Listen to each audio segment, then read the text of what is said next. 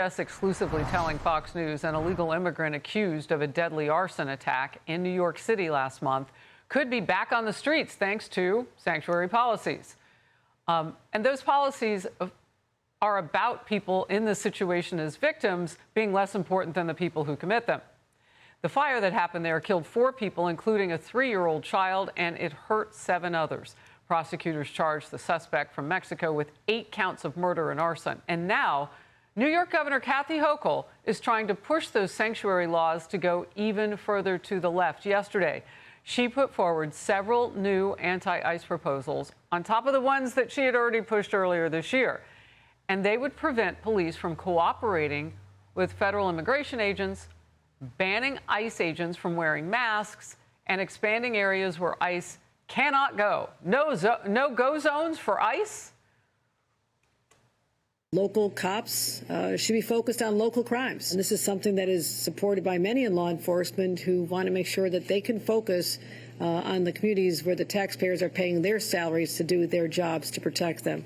Not doing ICE's job. I just want to have more protections in place that I think are long overdue. So I'm anxious to get this done. In Focus Now, Congressman Brian Mast, Republican of the great state of Florida. Look, this is blatant. This is not America or Americans first. Heck, it's not even the people in our own state first. Your response? It's illegals first, number one. You pointed that out rightly. What are those no-go zones that you were referencing? It's places like schools and hospitals. This is insanity to me. I'm a father of 4. I look at this and I say, you're going to say, send my kids to school, but for somebody that is an illegal, that school would be a sanctuary for youth MS-13 or something else, or somebody that's at a hospital. The hospital would be a sanctuary for somebody suspected of assault that law enforcement can't go there. This is why I'm so proud to be a Floridian. You have these crazy policies, psychotic policies in New York, where they're telling law enforcement, don't be against crime, and we don't want your help in dealing with it. That's psychotic. Yeah, and our audience saw you salute, of course, your military background. 20% of the U.S. Protection in this country, police forces, is former military like yourself. So this puts a lot of pressure on them as they won't be able to do their jobs. I want to get to this. An emotional hearing yesterday. Families of victims killed by illegal immigrants testifying about the human toll of Democrats' sanctuary policies. Let's watch. A classmate of his asked him for a ride home, and unbeknownst to him, that classmate wanted to murder Josh so that he could scrap his truck for some money. This creates a hole in a family like you can never imagine. It will never be repaired here. Our lives will be different. It's like a bomb was dropped in our family. Tell Hallie's brother that he's now an only child, all because an illegal immigrant that was allowed to live in a sanctuary city while breaking our laws repeatedly until she finally murdered someone with her reckless, selfish ways. Well, after all of that, Democrat Hank Johnson went after Republicans for having the hearing at all. Republican Brandon Gill had some words following that. Watch. We have had mass murder after mass murder in this country perpetrated by all kinds of people.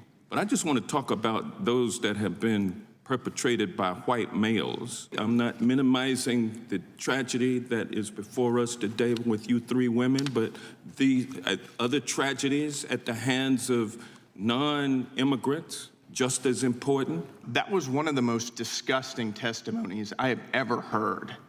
To have Hank come in here and lecture angel families about how they shouldn't be here, how we shouldn't be holding this hearing. What the hell is wrong with you guys? Well, it's a great question. Did you hear Hank Johnson call the grieving moms, you 3 women? Wow. You know, you look at this, I don't know every illegal that was that's killed somebody or every family that suffers. That's, you know, one of these angel families. But I know one story that I read about that was Richard Williams, Vietnam, Air Force veteran, standing along train tracks and pushed onto the tracks and killed. It's just another one of those stories of what? A preventable death that leaves grieving families behind. Nobody cares about whether they're black, white, brown, or any other color. We know that it's preventable if they're in the United States of America illegally. We have a commitment to stop that.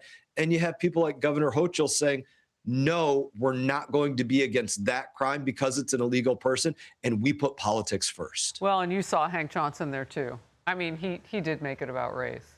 He didn't make it about whether or not you're a U.S. citizen here illegally in this country. He decided to say, white men do this. Why even go there? Your last quick thought. I think I'll go bring it back to Governor Hochul real quick. You see in what she labels these illegals in New York, she calls them New Yorkers. She calls them New Yorkers to try and convolute the issue as though she's trying to help New Yorkers, trying to help Americans. No, she's trying to help everybody but the taxpayers of New York and the places that these illegals will travel to.